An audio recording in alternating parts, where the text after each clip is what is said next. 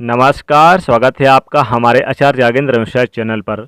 25 सितंबर पितृपक्ष अमावस्या बना दुर्लभ संयोग। सर्वपितृ अमावस्या, कुत्ते को खिला दें ये एक चीज़, होगा सभी दुश्मनों का नाश, मिलेगी सभी कष्टों और संकटों से मुक्ति। दोस्तों, सर्वपितृ अमावस्या पितरों को समर्पित होती है। इस दिन सभी भूले बिसरे पितरों का श्राद्ध किया जाता है। जिन पितरों की मृत्यु तिथि मालूम ना हो, उनका श्राद्ध तर्पण भी इसी दिन किया जाता है। कहते हैं कि सर्वपितृ अमावस्या की रात्रि को पितृ वापस पितृलोक को चले जाते हैं।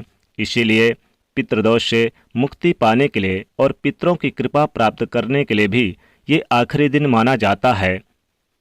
अश्विनी अमावस्या के दिन पितरों के लिए श्राद्ध, पिंडदान, तर्पण, ब्राह्मण भोज आदि करना श्रेष्ठ होता है।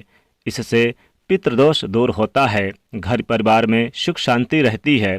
इस दिन पवित्र नदी में स्नान कर दान करने से पुण्य की प्राप्ति होती है। इस दिन गरीब व जरूरतमंद व्यक्ति को दान अवश्य ही देना चाहिए। यह दान पितरों के नाम से देना चाहिए। ऐसा करने से पितृ प्रसन्न होकर अपना आशीर्वाद देते हैं। इस दिन पितरों के नाम से पेड़ पौधे लगाने से भी पुण्य प्राप्त होते हैं। पितृपक्ष की अमावस्या पर उन पितरों का भी श्राद्ध किया जा सकता है जिनकी निधन तिथि मालूम ना हो, या श्राद्ध पक्ष में अगर आप किसी कारणवश पितरों का श्राद्ध तर्पण उनके मृत तिथि पर न कर पाए हों, तो उनका श्राद्ध इस अमावस्या पर किया जा सकता है।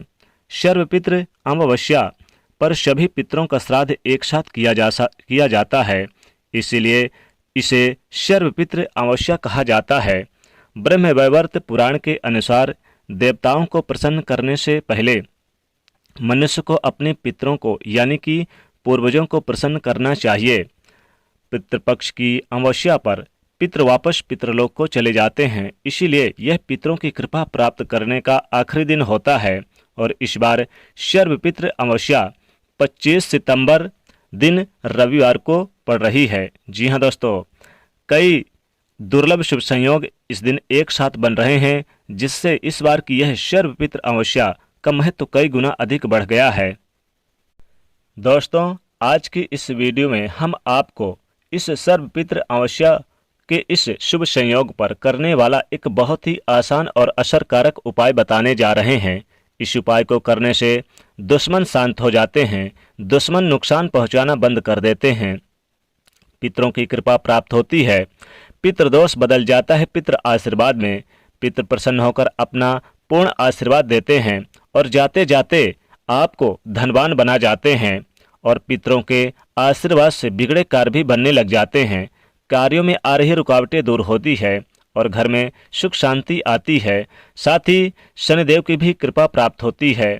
और क्योंकि अमावस्या के तिथि के दिन आप भगवान शनिदेव और भगवान विष्णु और माता लक्ष्मी जी की भी पूजा जरूर करें। साथ ही पितृदेवों की पूजा करें, तथा अगर शनि दोष से संबंधित कोई दोष है तो उससे राहत मिलेगी और सारे काम बनते चले जाएंगे।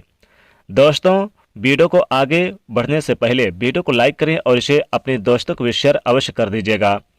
दोस्तों, उपाय करने के लिए सबसे पहले स्नान कर स्वच्छ वस्त्र धारण करें। अब आप अपने मंदिर के सामने आसन बिछाकर बैठ जाएं। भगवान जी के सामने एक दिया जलाएं, एक सुगंधित धूप बत्ती जलाएं।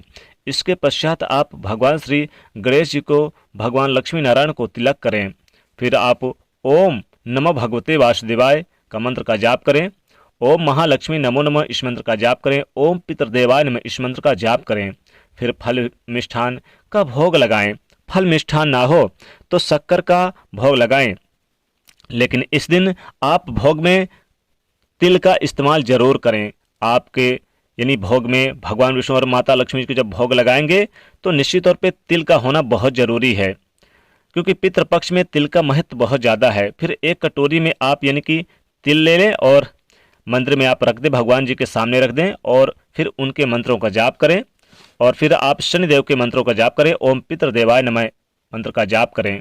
शास्त्रों में पितरों के देवता भगवान विष्णु और माता लक्ष्मी जी ही कहे गए हैं, इसलिए पितरों को प्रसन्न करने के लिए, पितरों के कष्टों को दूर करने के लिए और पितरों का आशीर्वाद प्राप्त करने के लिए भगवान लक्ष्मी नारायण का पूजन इस दिन अति आवश्यक है।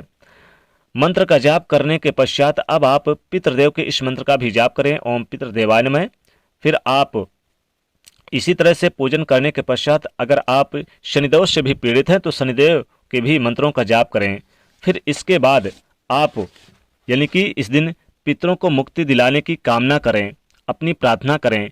दोस्तों, आपके अगर कोई कार्य नहीं बन रहे हैं, कोई भी आपके कार्य से संबंधित अड़चने आ रही है, नौकरी हो, व्यापार हो, संतान हो, वैवाहिक जीवन हो, कारोबार हो, घरेलू जीवन हो, कलह कलेश, सभी कुछ प्रार्थना कर लें बस। आप यानी कि प्रार्थना करने के बाद फिर आप शुद्ध आटा ले लें। आटे को आप शुद्ध यानी कि जल से एक रोटी तैयार करें, शुद्ध जल से। जो आपने भोग लगाया होगा तो एक लोटा आपने पानी भी रखा होगा तो उसी से आप एक रोटी तैयार करें। आपको एक मीठी रोटी बनानी है। इसके लिए आपको क्या करना है कि यानी कि जब आप आटा गूंदेंगे, मढ़ेंगे तो उसमें पहले से ही आप थोड़े से गुड़ डाल लें और संभव हो तो उसमें थोड़े से काले तिल भी डाल दें।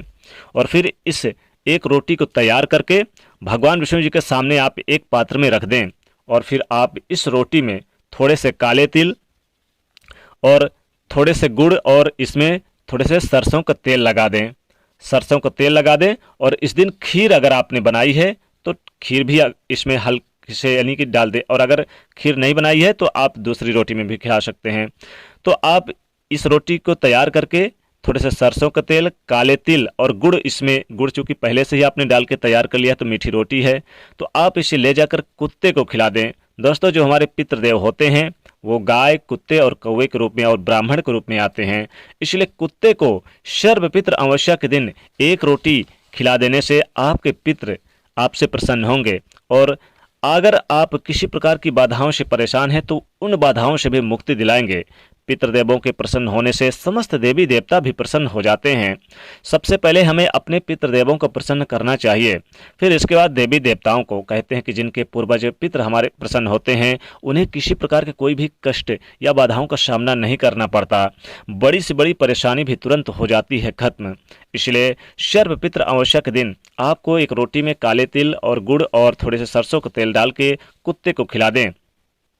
दोस्तों, इस दिन आप श्राद्ध तर्पण करेंगे अपने पितरों के निमित्त, तो आप सबसे लास्ट वाली, अगर आपके घर में पक्का भोजन बना है तो पूड़ी जो लास्ट वाली निकलेगी उस पूड़ी में थोड़े से खीर बनाकर आप कुत्ते को खिला दें। तो आपके यानी कि अगर दुश्मन भी परेशान करते हैं तो दुम दबाकर भाग जाएंगे और शांत हो जाएंगे। साथ ही साथ बड़ी से बड़ी परेशानी भी खत्म हो जाएगी। और यदि आपके रोटी बनती है तो रोटी में थोड़े से खीर इस दिन बना के आप रोटी में खिला दें और थोड़े से काले तिल डाल दें, तो ये जीवन के सबसे बड़ी उपलब्धियां आपको यानी कि पितृदेवों की कृपा से प्राप्त होगी। कभी भी किसी प्रकार के कोई भी कष्ट जीवन में नहीं झेलने पड़ेंगे।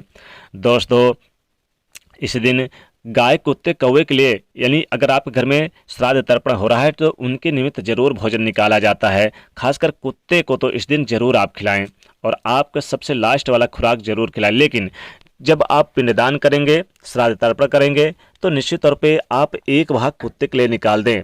कुत्ते को अगर आप ये एक चीज़ खिला देते हैं रोटी के साथ, अगर आप थोड़े से दही डाल के आप खिला दें, थोड़े से काले तिल डाल के खिला दें, तो आपके कई जन्मों के पितृदोष दूर हो जाते हैं और बड़ी से बड़ी परेशानी भी तुरंत छूमंतर हो जाती है। पितृदेवों की कृपा से घर में सुख समृद्धि हमेशा बनी रहती है, कलह क्लेश शांत हो जाते हैं, जीवन में लाभ देखने को मिलता है, हर प्रकार की बाधाओं से मुक्ति मिलती है। दोस्तों, कुत्ते में पितरों का वास होता है, इसीलिए पितृपक्ष के दौरान कुत्ते को आप जरूर खिलाएं कुछ न कुछ, यानी कि अपने घर में बना हुआ भोजन का एक थोड़ा सा भाग आप कुत्ते के लिए जरूर निकाल दें। दोस्तों, अगर आप इस दिन यानी कि खीर बनाकर और उसमें थोड़े से काले तिल आप डाल के और कुत्ते को खिला देते हैं तो आपके कई जन्म जन्मांतर के पितृदोषों से भी मुक्ति मिल जाती है और बड़े से बड़े दुश्मन भी शांत हो जाते हैं। अनेक जन्मों के यानी कि आपके मृत्युदंड पितृदोष भी दूर हो जाते हैं और जीवन में कभी भी आपको पितृदेवों की नाराजगी का सामना नहीं करना पड़ता। हर क्षेत्र में आपको कामयाबी मिलती है। कहते हैं जिनके पितृ प्रसन्न होते हैं उन्हें हर क्षेत्र में कामयाबी मिलती है। वो जिस भी काम में हाथ लगाते हैं वो काम फटाफट बनता चला जाता है। इसलिए सबसे पहले देवताओं से पहले पितृदेवों की कृपा प्राप्त करना बहुत जरूरी है और पितृ जो होते हैं हमारे वो कुत्ते के रूप में ही आते हैं। इसलिए इस दिन श्वान यानी कि कुत्ते को श्वान ही कहते हैं, तो आप कुत्ते को इस दिन यानी हो सके तो भरपेट भोजन खिला दें। अगर भरपेट भोजन चिकन खिला देंगे और फिर आप उनसे प्रार्थना करें। देखिए इस दिन अगर आपके घर में जो भी पक्का भोजन बना है, पूड़ी कचौड़ी यानी कि खीर सेवई यानी जो भी बना है, बड़े उड़द वगैरह यानी कि बड़े मुगौरे वगैरह भी बनते हैं, तो आप इस दिन यानी बनाकर कुत्ते को खिला दें पेट भर, यानी कि उसे पेट भर खिला दें। तो कहते हैं कि कुत्ता तृप्त हो गया, पेट भर गया, तो हमारे पितरों जो हमारे पितरदेव होते हैं, पूर्वज होते हैं, वो भी तृप्त हो जाते हैं। और जब वो तृप्त हो जाते हैं तो वो उनके सामने आप जो भी प्रार्थना करेंगे, यानी कुत्ते को खिलाने के बाद जो भी प्रार्थना करेंगे कुत्ते के सामने, तो सारी मनोकामनाएं पूरी हो जाएगी। चाहे दुश्मन हो या फिर कारोबार हो, हर प्रकार के बड़े से बड़े दुश्मन भी शांत हो जाते हैं, सभी दुश्मनों का नाश हो जाता है। तो इस प्रकार से आप इस सर्वपित्र अमावस्या पर कुत्ते को ये एक चीज़ खिला दें और अपनी प्रार्थना मांगे, मनोकामना मांगे, तो भगवान विष्णु और माता लक्ष्मी जी की भी कृपा प्राप्त होती है, साथ ही पितृदेवों की भी कृपा प्राप्त होती है। तो दोस्तों वीडियो पसंद आए तो इसे लाइक जरूर करिएगा और इसे ज़्यादा से ज़्यादा शेयर करिएगा और कमेंट में लिखेगा जय पितृदेवाय नमः, और चैनल को सब्सक्राइब करें और बेल आइकन को जरूर दबाइएगा। जय माँ लक्ष्मी, जय पितृदेवाय।